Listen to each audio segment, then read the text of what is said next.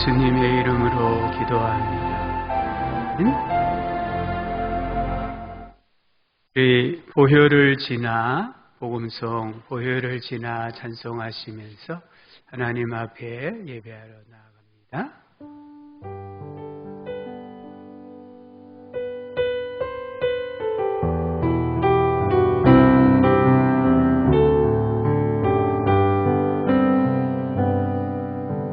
보혈을 지나 하나님 품으로 보혈을 지나 아버지 품으로 보혈을 지나 하나님 품으로 한 걸음씩 나가네. 보혈을 지나 하나님 품으로 보혈을 지나 아버지 품으로 보혈을 지나 하나님 품으로 한 걸음씩 나가네. 존귀한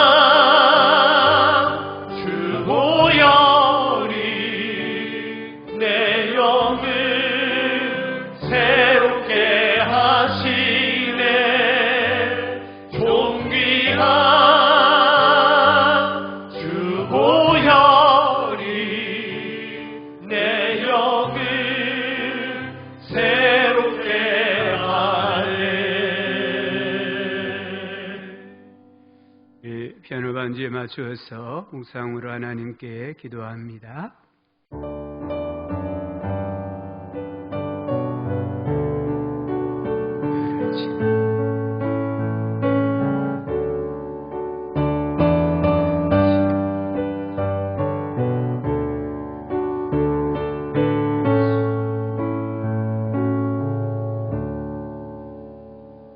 찬송가 1장입니다. 만복의 근원 하나님.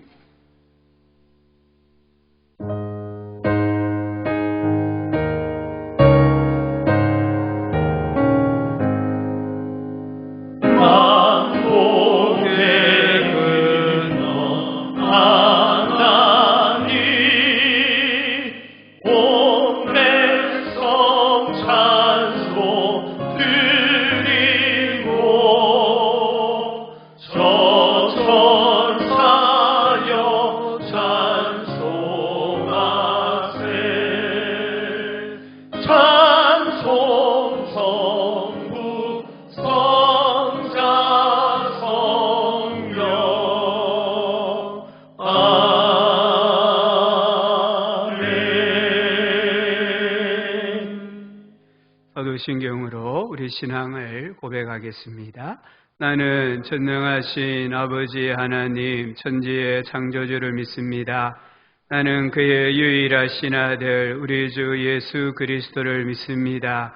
그는 성령으로 잉태되어 동정녀 마리아에게서 나시고 본디오 빌라도에게 고난을 받아 십자가에 못 박혀 죽으시고 장사된 지 사흘 만에 죽은 자 가운데서 다시 살아나셨으며 하늘에 오르시어 전능하신 아버지 하나님 우편에 앉아 계시다가 거기로부터 살아있는 자와 죽은 자를 심판하러 오십니다. 나는 성령을 믿으며 거룩한 공교회와 성도의 교제와 죄를 용서받는 것과 몸의 부활과 영생을 믿습니다. 아멘. 윤왕근 장로님 기도하시겠습니다. 다 같이 기도하겠습니다. 사랑과 은혜가 풍성하신 참으로 고마우신 아버지 하나님, 우리의 마음이 예수 그리스도로 충만하게 하여 주시옵소서. 우리의 심장이 예수 그리스도의 사랑으로 뜨겁게 하여 주시옵소서. 주여, 하루속히 코로나 바이러스를 박멸하여 주시고 일상적인 삶으로 돌아갈 수 있도록 하나님 아버지 이 땅을 불쌍히 여겨주시기를 간절히 소원합니다. 우리가 범죄하였나이다. 용서하여 주시옵소서. 사단을 이기는 능력은 기도밖에 없음을 고백합니다. 우리 모두 깨어서 기도로 이 어려움을 이기어 승리하게 하여 주시옵소서. 우리의 무절제와 탐욕과 믿음 없음을 회개합니다. 하나님으로부터 멀리 떠난 탕자 같은 인생들을 불쌍히 여겨 주시옵소서. 나부터 회개하고 나부터 하나님 아버지 앞에 돌아오며 우리 모두가 감격 속에서 주님 앞에 예배드리며 한국교회의 모든 사역들이 정상적으로 회복되는 은혜를 부어 주시옵소서. 아버지 하나님, 우리가 서로 보고 싶어도 교회에서 만날 수 없고 2주 동안 영상으로 예배를 드렸습니다. 이번 기회에 예배의 소중함을 철저히 깨닫게 하시고 가정 예배가 회복되고 기도가 회복되는 삶을 살아가는 모든 성도님 되게 하여 주시옵소서. 연로하신 어르신들 건강 지켜주시고 특별히 질병을 앓고 계시는 모든 우리 형제들 깨끗하게 치료하여 주셔서 이 코로나 바이러스를 이겨낼 수 있도록 성령님께서 도와주시옵기를 간절히 소원합니다. 주일학교 예배가 회복되게 하여 주셔서 우리의 자녀들 말씀으로 잘 양육할 수 있도록 은혜 베풀어 주시옵기를 소원합니다. 또 바라옵기는 이 땅의 자영업자들을 비롯하여 모든 경제 전반에 에스겔의 환상을 본 것처럼 마른 뼈에 힘줄이 생기고 살이 오르며 그 위에 가죽이 덮이며 생기가 불어 죽임당한 자들이 살아나는 기적이 대한민국 경제에 반드시 일어나게 하여 주시옵소서. 이제 말씀을 듣겠습니다. 다니엘 세우신 전성수 사자 목사님 능력의 장중에 붙들어 주시고 우리의 약함을 아시는 주님 말씀을 통하여 우리 영이 살아나게 하시고 아멘으로 화답하는 능력의 말씀이 되게 하여 주시옵소서. 이 예배를 통하여 하나님 홀로 영광 받으시는 복된 시간이 되기를 소원합니다. 가정에서 영상을 통하여 예배드리는 사랑하는 성도님들 같은 은혜를 부어 주시옵기를 간절히 소원하며 부족하고 부족한 죄인이 우리 주 예수님 이름 받도록 감사하며 기도드리옵나이다. 아멘.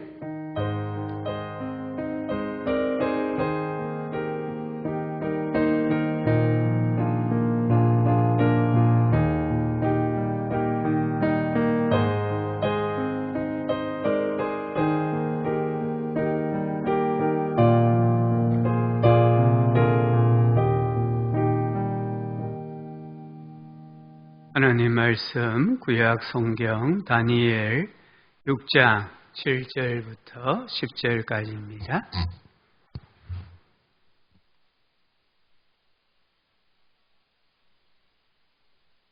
다니엘 6장 7절부터 10절까지 말씀 제가 말씀을 읽어드리겠습니다.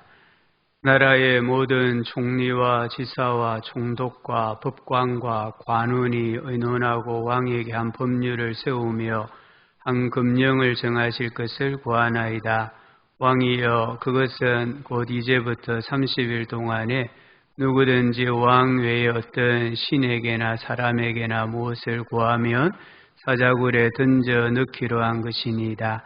그런즉 왕이여, 원하건대 금령을 세우시고 그 조서에 왕의 도장을 찍어 메대와 바사에 고치지 아니하는 규례를 따라 그것을 다시 고치지 못하게 하옵소서 하며, 이에 다리오 왕이 조서에 왕의 도장을 찍어 금령을 내니라. 다니엘이 이 조서에 왕의 도장이 찍힌 것을 알고도 자기 집에 돌아가서는 윗방에 올라가 예루살렘으로 향한 창문을 열고 전에 하던 대로 하루 3번씩 무릎을 꿇고 기도하며 그의 하나님께 감사하였더라. 아멘. 다니엘서의 주제는 어떤 구약의 묵시록이나 종말론이 아닙니다. 사실 7장부터 12장까지는 6세기에서 다니엘이 본 환상이에요. AD 1세기, 2세기, 좀 넓게 보면은 AD 3세기까지 전개되어질 이 세상의 역사를 다니엘이 환상을 보았기 때문에 어떤 분들은 다니엘서를 구약의 묵시록이다, 종말론이라고도 이야기를 해요. 물론 일부분은 맞습니다. 하지만 이 다니엘서의 전체를 보면, 시작과 끝을 보면 다니엘서는 기도에 관한 하나님 말씀이에요.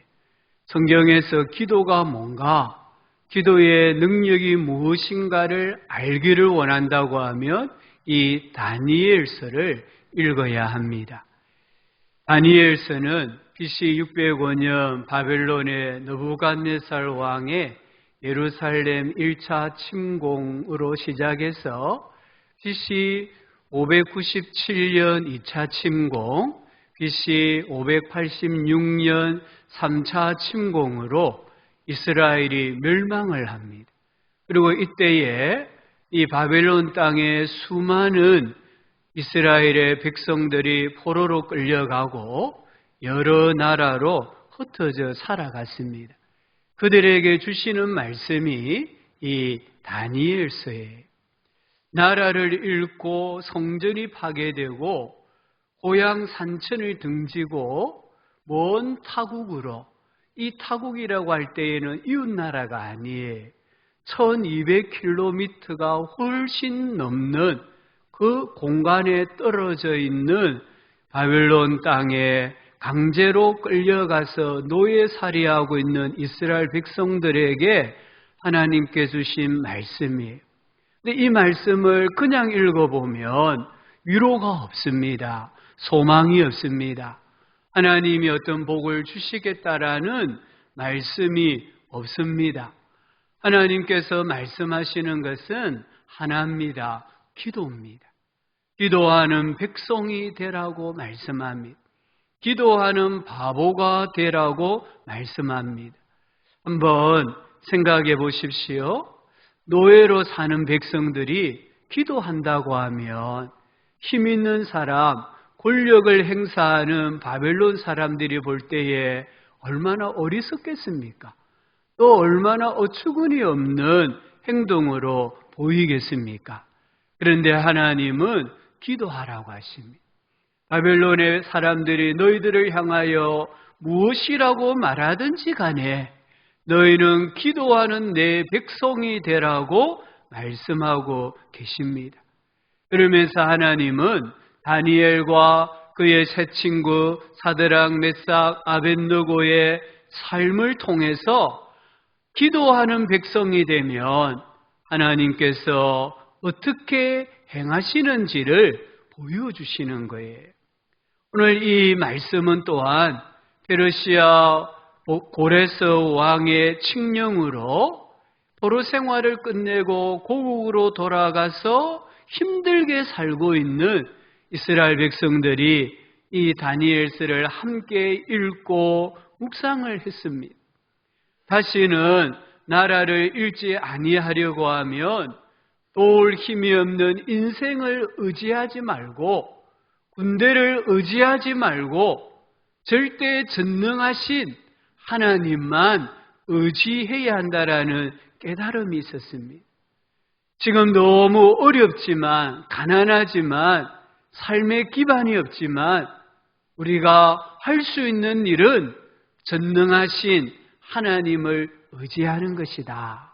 그게 무엇이라고 말씀합니까? 하나님께 기도하는 것이라고 말씀하는 거예요.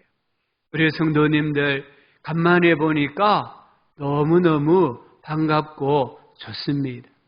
우리 경상도 말로 이렇게 뵈니까 억수로 반가운 거예요. 그런데 하나님 우리에게 물으시는 거예요. 기도하느냐? 우리 성도님들 기도하십니까? 많은 사람들이 기도를 오해를 해요. 기도는 힘이 없는 사람, 나약한 사람이 어쩔 수 없어서 하나님 앞에 하는 신앙의 행위라고 생각합니다. 절대 그렇지 않습니다. 제가 말씀을 보면서 깨달은 것은 기도는 정말 강한 사람이 규칙적으로 하나님 앞에 무릎 꿇는 신앙의 행위라는 거예요. 다니엘은 어떤 사람입니까? 다니엘은 주전 605년 바벨론 느부갓네살 왕이 예루살렘을 1차 침공했을 때에 포로로 끌려간 왕족과 귀족 중에 한 사람이었어요. 이 다니엘은 청년 엘리트였습니다. 1장 4절에 보면은 험이 없는 사람이고 용모가 아름다운 사람이고 모든 지혜와 지식에 통달한 사람이라고 했어요. 학문을 잘할 수 있는 지성인이라고 말씀하고 있습니다. 우리가 아는 것처럼 다니엘은 최고위 공무원이었습니다. 오늘 6장 1절 2절에도 보면은 고령에도 불구하고 메대와 바사 나라의 총리가 되었습니다. 오늘 3절에는 마음이 민첩하다고 했습니다. 이 말은 최고의 영이 다니엘에게 있다, 이런 의미예요.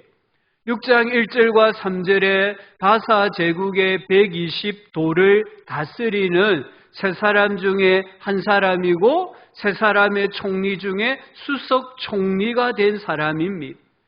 6장 4절에는 다니엘은 여타 다른 공무원들보다 뛰어났다고 했습니다. 여기 뛰어나다 이 말은 멀리 떨어진 곳에서도 밝게 빛나다, 이런 뜻입니다. 다니엘은 마치 밝게 빛나는 발광체와 같은 탁월한 사람, 탁월한 인재였다는 거예요. 다니엘의 대적자들이 다니엘이 공직기관 중에 혹시 부정부패한 것이 있는가? 지위를 이용해서 부당한 이익을 착취한 것이 있는가? 이 잡듯이 찾았지만 아무 근거나 아무 허물을 찾지를 못했습니다. 이런 사람이 다니엘이에요. 이런 다니엘이 평생의 규칙으로 삼고 평생에 힘쓴 일이 무엇입니까? 하나님 앞에 기도하는 일이었어요. 우리가 잘 아는 것처럼 예수님은 기도하는 일을 사역의 최우선으로 두셨습니다. 우리 예수님 광야에서 40일 금식 기도하셨습니다. 특별 기도입니다. 우리 예수님 자주 산에 올라가셔서 산기도 하셨습니다. 우리 예수님께서 가장 힘쓰셨던 일은 새벽 기도하는 일이었습니다. 마가복음 1장 35절에 새벽 아직도 밝기 전에 예수께서 일어나 나가 한적한 곳으로 가서 거기서 기도하시더니, 새벽에 정한 장소에 가셔서 기도하셨다는 거예요. 누가복음 22장 39절은 예수께서 나가사 섭관을 따라 감람산에 가심에 제자들도 따라갔더니 그들을 떠나 돌 던질 만큼 가서 무릎을 꿇고 기도하며, 돌을 던졌을 때에 닿을 거리만큼 제자들과 떨어져서 예수님은 기도하셨다라고 말씀하고 있습니다. 우리 예수님은 시간을 정해놓았습니다. 장소도 정해놓았습니다. 매일 그 시간에 일어나셨고 그 장소에 가셔서 하나님 아버지께 기도하신 거예요. 평상시 규칙적인 기도 생활로 우리 예수님은 십자가의 고난, 죽음 앞에서도 기도하는 자리에 가셔서 기도하시는 것을 봅니다. 사도 바울을 보십시오. 바울은 별 볼 일 없는 그런 사람이 아닙니다.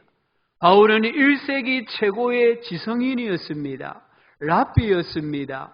부잣집의 자녀였습니다. 태생적으로 로마 시민권자였습니다. 이 말은 바울이 특별한 죄를 범하지 않는 이상은 출세의 길이 보장되었다라는 의미입니다. 그럼 바울이 예수님을 영접하고 나서 가장 힘썼던 일이 무엇입니까? 선교하는 일, 물론 맞습니다. 13권의 성경을 기록한 일, 물론 맞습니다. 하지만 바울이 진짜 힘썼던 일은 하나님 앞에 무릎을 꿇는 일이었어요. 기도하는 일이었어요. 바울의 선교와 성경을 기록하는 그 모든 일의 밑바탕에는 하나님 앞에 무릎을 꿇고 기도하는 일이 있었다라는 것을 꼭 기억을 해야 합니다. 그 바울이 오늘 우리들에게 권면합니다. 쉬지 말고 기도해라.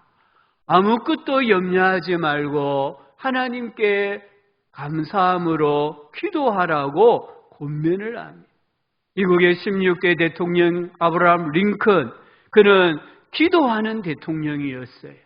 백악관의 집무실을 기도실로 만든 대통령입니다. 링컨은 강한 사람입니다. 그 기도의 열매가 미국 남북 전쟁에서 승리로 이끌었고 흑인들을 해방시키는, 노예에서 해방시키는 일을 한 거예요.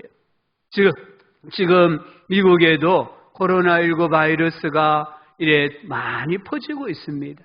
그런데 놀라운 것은 이 백악관의 참모들이요, 집무실에 둘러앉아서 하나님께 기도한다는 거예요. 그들 나라에 바이러스가 점점 퍼질 때에 이들은 하나님 앞에 기도한다는 거예요. 미국은 세계 최강대국입니다. 그곳의 백악관의 사람들은 어느 나라의 사람들보다 강한 사람들입니다. 그런데 그들은 고난 앞에서 하나님을 의지합니다. 그게 무엇입니까? 기도라는 거예요. 성도 여러분, 기도는 별 볼 일 없는 사람, 마음이 나약하고 힘없는 사람이 하나님 앞에 하는 행위가 절대 아닙니다. 우리는 사탄의 속삭임에 속지 말아야 해요. 우리는 하나님 앞에 서는 어린아이와 같이 한없이 연약하지만 이 세상에 나가면은 그 누구보다 강한 하나님의 사람들인 줄 믿습니다. 그러므로 우리가 이 땅에서 해야 할 일은 매일 항상 규칙적으로 하나님 앞에 기도하는 일입니다. 다니엘서 6장은 다니엘을 제거하기 위해 대적자들이 음모를 꾸미는 내용입니다. 이 대적자들이 다니엘의 공직 생활에서 그릇됨이나 허물을 찾으려고 했지만 찾지를 못했어요. 그래서 6장 6절을 보니까 다 함께 모여서 다리오 왕을 아련합니다. 7절에 보니까 그들이 미리 언언한 법조문에 다리오 왕의 재가를 청합니다. 이제부터 30일 동안에 누구든지 왕 외에 어떤 신에게나 사람에게 무엇을 구하면 사자굴에 던져 넣기로 한 것이니이다. 이 법령의 골자는 기도 금지법입니다. 이 법령은 한시법이에요. 이제부터 30일 동안만 적용되는 법입니다. 사실 이 단서 때문에 저는 개인적으로 생각하기를 많은 사람이 넘어졌을 것이라고 봐요. 30일 동안만 이게 사탄의 함정이고 낚싯줄의 미끼와 같은 것입니다. 그래서 다리오 왕도 아무 생각 없이 옥새를 찍었습니다. 그리고 바벨론 제국의 120도, 120 나라라고 봐도 되고 120 어떤 지방이라고 봐도 돼요. 그럼 120도에 이 법령이 반포되어졌습니다. 이 기도 금지법이 언제 반포되었을까요? 학자들은 이때 다니엘의 나이가 80이 넘었다고 봅니다. 80대 고령이지 않습니까? 어쩌면 이 나이에는요, 모든 것에 자유할 수 있는 그런 나이예요. 기간도 한 달이지 않습니까? 80이 넘은 다니엘이 한 달이 아니라 1년 내내 기도하지 않는다고, 예배당에 나와서 예배 드리지 않는다고 누가 뭐라 할 사람이 있겠습니까? 아무도 없습니다. 다니엘에게 허물이 아니에요. 다니엘은 지금 80이 넘은 사람이에요. 그런데 다니엘은 그 고령의 나이에도 불구하고 기도 금지법에 목숨을 걸고 저항을 하고 있습니다. 왜 그렇습니까? 이 기도 금지법은요, 단순히 기도를 금하는 게 아니에요. 하나님을 섬기지 못하게 하는 거예요. 하나님과 교제하지 못하게 하고 하나님의 음성을 듣지 못하게 하고 하나님의 뜻을 알지 못하게 하고 하나님의 뜻에 순종하지 못하게 하는 법이었기 때문에 다니엘은 저항을 하는 거예요. 오늘 이 6장 사건은 중요한 말씀이에요. 우리가 신앙생활을 하는 데 있어서 방해하는 사탄의 시험과 유혹은 평생에 있다는 것을 보여줘요. 내 나이가 얼마이든지 간에 상관없이 내 신앙생활의 본질을 빼앗으려고 하는 사탄의 이 시험과 유혹은 끊임없이 있다는 거예요.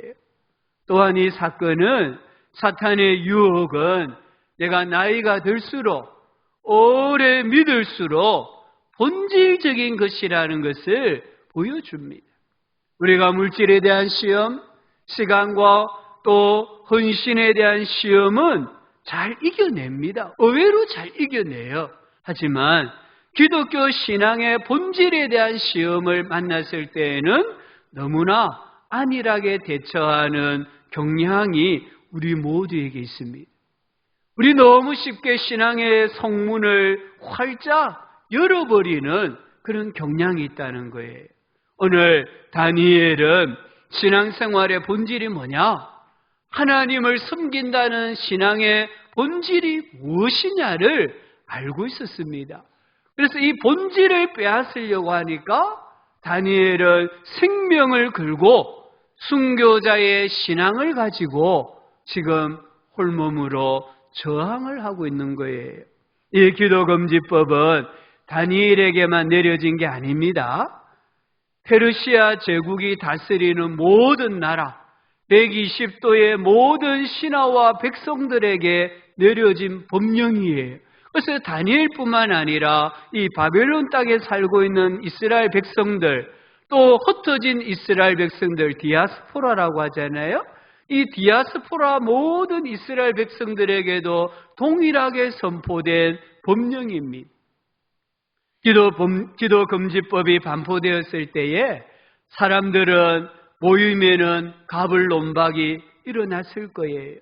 어떤 이는 이때를 이용해서 기도 무용론을 주장했을 수도 있고, 어떤 사람들은 아니다, 우리가 어떻게 이 어려운 때에 기도를 해야 되는가 방법론을 주장하기도 했을 거예요. 그러나 결론은 두 가지입니다. 선택은 두 가지입니다. 하나는 현실을 인정하고 순응하여 한 달 동안 기도하지 않는 것입니다. 다른 하나는 죽으면 죽으리라는 신앙으로 그래도 기도하는 겁니다. 첫 번째 선택은 간단하고 쉽습니다. 그냥 한 달 동안 하나님 앞에 기도하지 않으면 됩니다. 이건 어려운 게 아니에요. 특별히 다니엘의 신앙과 영성을 보면 한 달 정도 기도하지 않는다고 그의 신앙이 무뎌진다든지 하나님에 대한 절대 신뢰가 무너지는 것이 아닙니다.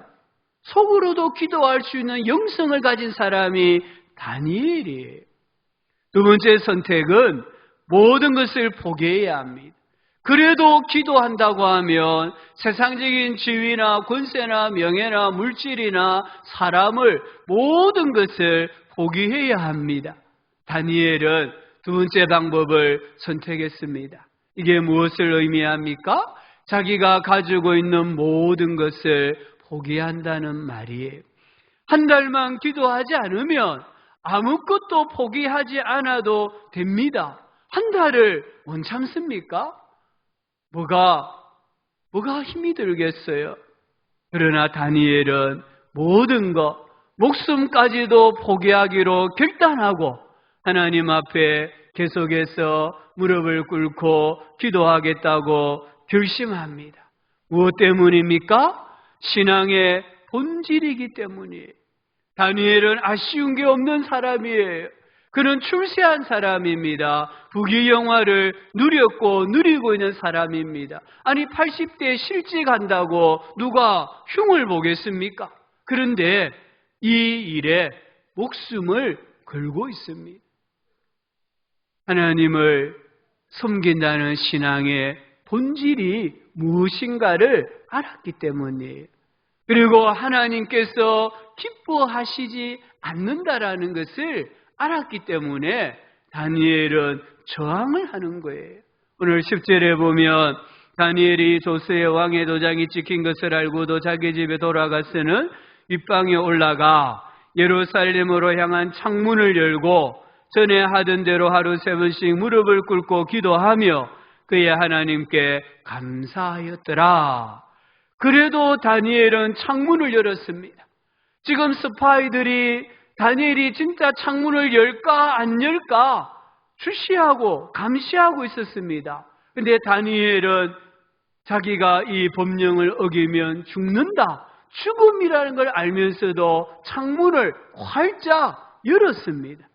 그래도 다니엘은 기도를 계속합니다. 전에 하던 대로 하루에 3번씩 무릎을 꿇고 기도하며 다니엘은 하나님을 향한 창문을 열고 지금까지 해오던 대로 하나님께 기도했습니다. 그렇다고 해서 다니엘이 뭐 대단한 기도를 했다고 저는 보지 않습니다. 다니엘이 페르시아 제국의 멸망을 강구했다든지 이 기도 금지법이 폐지가 되도록 해달라고 기도했다든지 저는 그렇게 생각하지 않아요. 다니엘은요, 평소의 기도의 순서를 따라 이날도 하나님 앞에 간구했다고 봅니다. 그래도 다니엘은 감사했습니다. 아마 그 순간에 다니엘은 만가지 생각이 교차했을 거예요. 17살에 이 바빌론 땅에 포로로 끌려와서 지금 80이 넘은 고령에 이르기까지 있었던 모든 일들이 아마 필름이 지나가는 것처럼 지나갔을 거예요. 그런 가운데 다니엘은 하나님께 감사를 드렸다는 거예요. 얼마나 위대한 사람입니까? 믿음의 창문, 기도의 창문, 감사의 창문을 열었을 때에 어떤 결과가 일어났겠습니까? 첫 번째는 하나님께서 다니엘을 사자굴에서 구원해 주셨어요. 16절에 보면 다니엘이 사자굴에 던져졌습니다.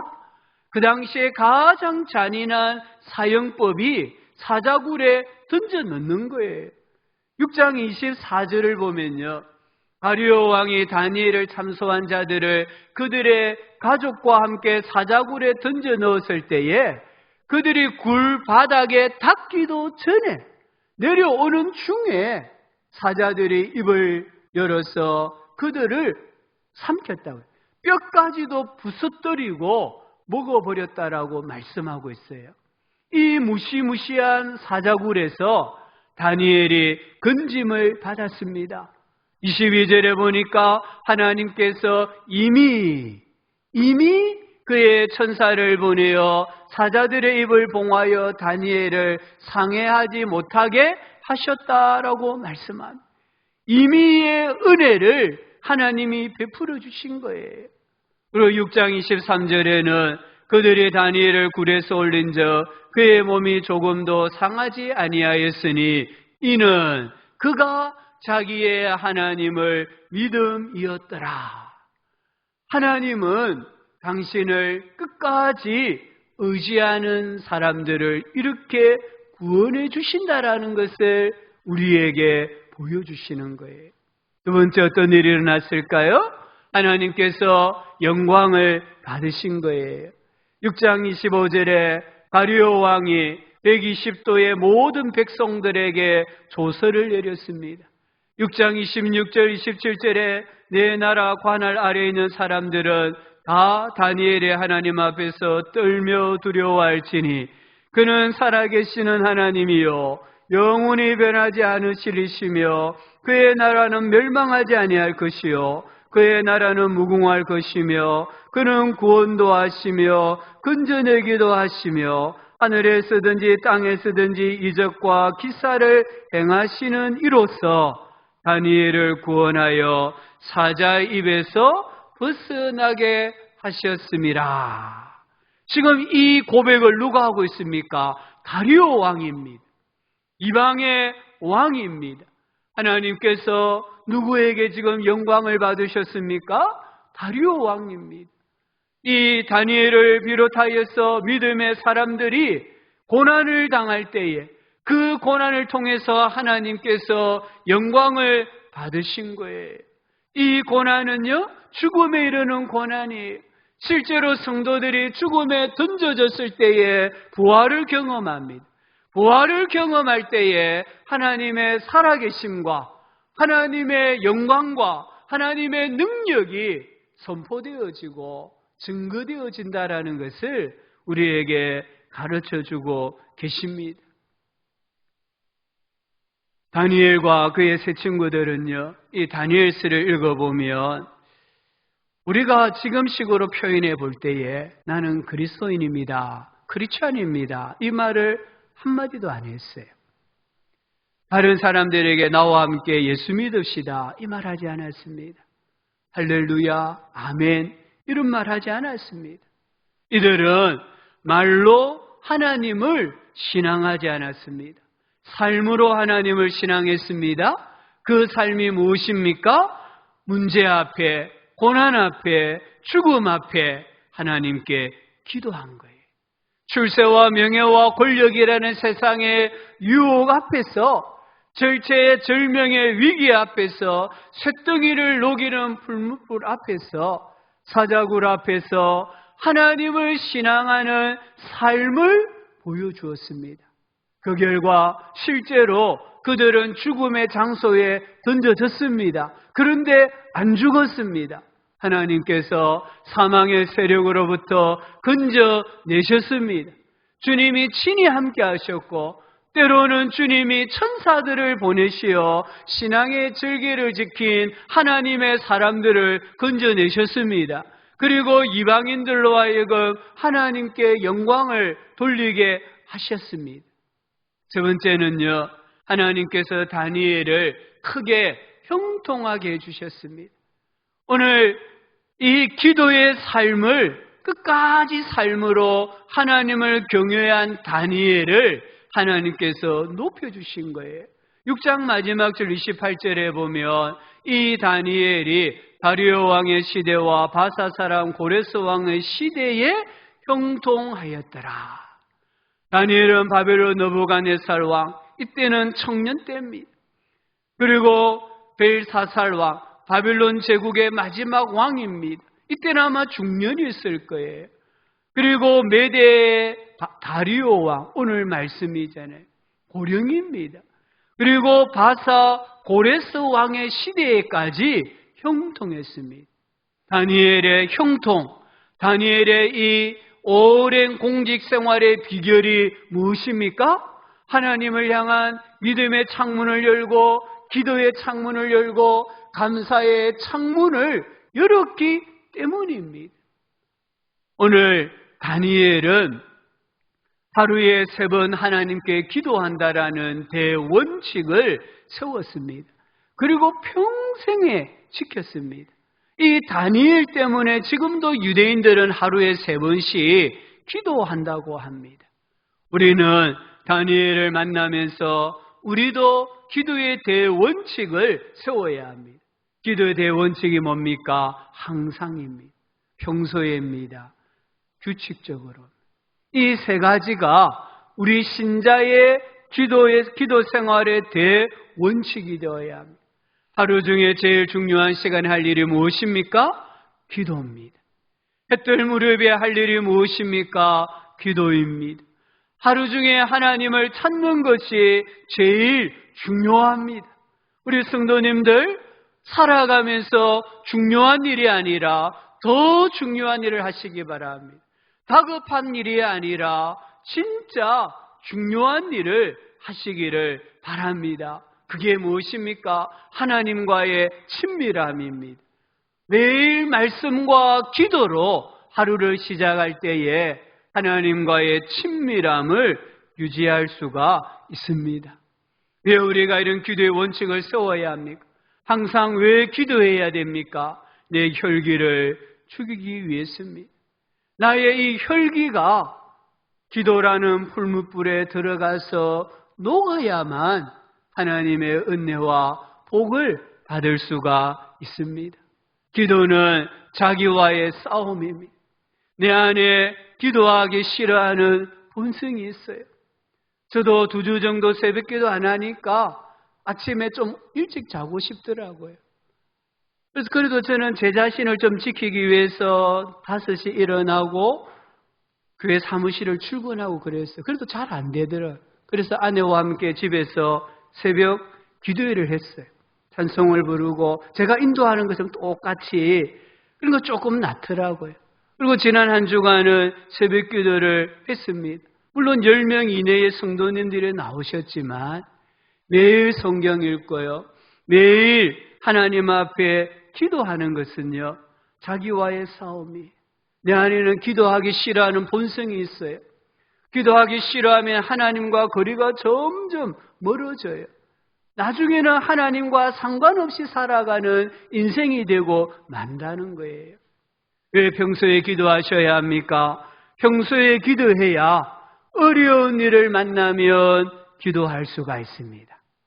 어려운 일을 만나면 자연히 기도하게 되겠지 착각입니다. 어려운 일을 만나면요 기도하지 않습니다. 수단을 강구합니다. 낙심해서 기도하지 못합니다.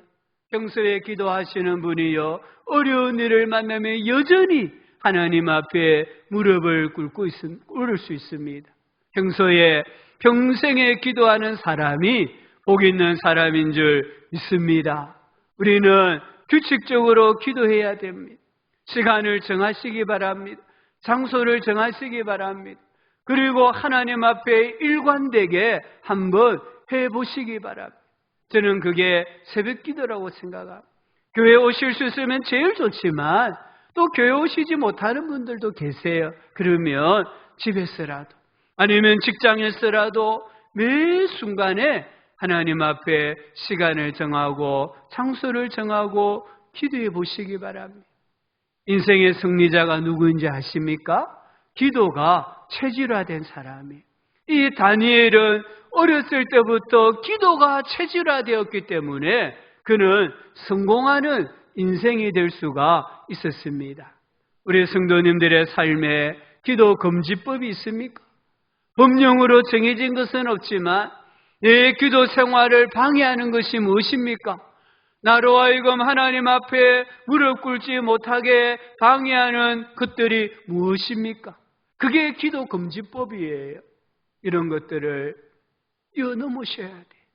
이때에 하나님을 향하여서 기도의 창문을 여는 사람이 세상과 죄와 사탄을 이길 수가 있습니다. 기도의 창문을 여시기 바랍니다. 기도의 창문을 열면 하늘의 문이 열려요. 기도의 창문을 닫으면 하나님도 하늘의 문을 닫으시는 거예요. 기도의 창문을 연 한나에게 하나님께서는 태의 문을 열어주셨잖아요. 기도의 문을 연 엘리야에게 하나님께서 하늘의 문을 여셔서 큰 비를 내려주셨잖아요. 교회가 기도의 문을 열었을 때에 하나님께서 베드로가 갇혀있는 옥문을 열어주셨잖아요. 바울과 실라가 감옥에 갇혔지만 기도와 찬송의 문을 열었을 때에 하나님께서 그 옥문을 열어주셨잖아요. 간수장의 온 가족을 구원해 주시는 구원의 문을 열어주셨잖아요.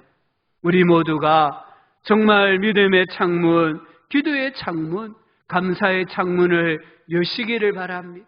하나님께서 그 어떤 상황에서도 우리를 건져 주십니다. 하나님께서 내가 창문을 열 때에 온 백성들을 통하여서 영광을 받으십니다. 하나님께서 나의 삶을 형통하게 주십니다. E.M. 바운저라는 분이 기도의 능력이라는 책을 썼어요. 이 책에 이런 문구가 나옵니다. 기도는 어린아이처럼 울고 거인처럼 살아가게 합니다. 기도는 하나님 앞에 어린아이처럼 우는 거라는 거예요. 그런데 세상에 나가면은 거인처럼 살아가게 하는 것이 기도라는 거예요. 우리 성도님들, 어려운 때입니다. 어려운 때일수록 다니엘처럼 믿음의 창문을 열어야 합니다. 기도의 창문을 열어야 합니다. 그래도 감사의 창문을 열어야 합니다. 열 때에 어린아이처럼 울고 거인처럼 살아가게 하시는 하나님의 능력이 위로부터 부어지는 줄 믿습니다. 이렇게 살아가는 우리 교회 모든 성도님들 가정이 되시기를 주의 이름으로 축복합니다. 하나님 아버지, 오늘 이 시대가 참 혼란스럽습니다. 우리의 가치관이 혼란스럽고 우리의 신앙의 본질, 기독교의 본질이 흐려지는 이때에 하나님 아버지, 오늘 다니엘의 기도의 삶을 잠시 보았습니다. 다니엘처럼 그래도 창문을 열게 하여 주시고, 그래도 기도하고, 그래도 감사하게 해주셔서 여호와께서 내 간구를 들으셨으며 여호와께서 내 기도를 받으시리로다 고백하고 찬송하는 주의 백성들 되게 하여 주시옵소서. 아버지 하나님, 봄입니다. 온 땅이 녹고 있고 앙상한 가지에 새잎이 나고 꽃들이 피고 있습니다. 주님, 이 만물을 기뻐하고 이 만물을 즐거워할 수 있는 그날이 속히 오게 하여 주시옵소서. 우리 성도님들이 교회에서 또는 직장에서 가정에서 일을 하면서라도 하나님께 기도하게 하시고, 기도할 때 그 기도를 하나님 받으시고 우리의 죄를 용서하여 주시고 이 땅을 치료하여 주시옵소서. 예수님의 이름으로 기도합니다. 아멘. 찬송가 620장인데요. 3절입니다. 620장 3절, 여기에 모인 우리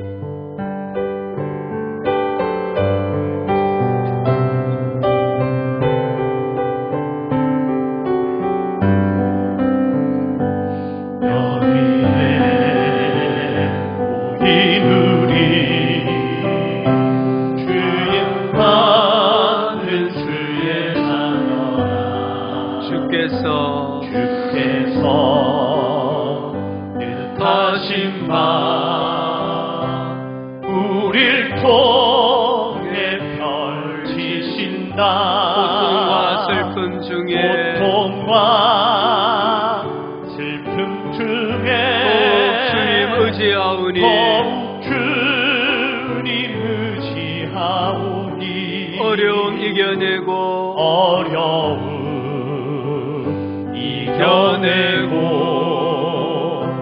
주님 더욱 찬양하라. 이 믿음 더욱 굳세라. 이 믿음 더욱 굳세라. 주가 지켜주신다. 어두운 밤에도 주의 밝은 빛 인도하여 주신다. 아멘. 광고 말씀은 주보 참고해 주시기 바라고요. 지금은 또 어려운 때이니까 공예배로 모입니다만은 몸이 불편하신 분들은 가정에서 영상 예배를 드려주시기를 바라고요. 또 좀 귀찮을 수 있지만 시간마다 저희들이 발열 체크하고 또 손세정제 뿌려드리고 하는데 우리 안내위원들 인도를 좀 잘 따라주시기 바라고요.